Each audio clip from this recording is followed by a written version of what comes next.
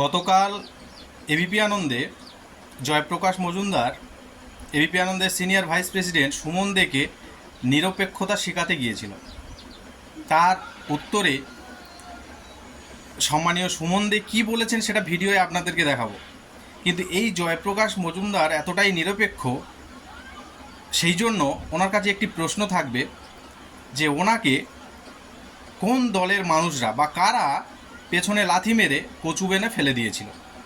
এটা যদি সৎ সাহস থাকে, যদি উনি নিরপেক্ষ হয়ে থাকেন, তাহলে এই প্রশ্নের উত্তরটা আপনি অবশ্যই দেবেন যে আপনাকে কারা পেছনে লাথি মেরে কচু বনে ফেলে দিয়েছিল।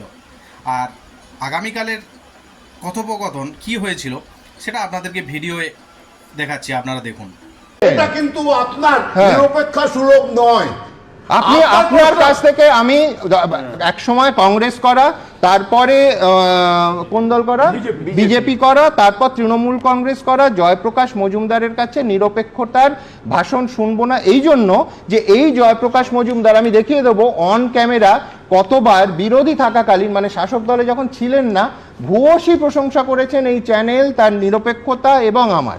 দেখাবো না, প্রশংসা না তো, না। হ্যাঁ না, না, ভালো বলেছেন।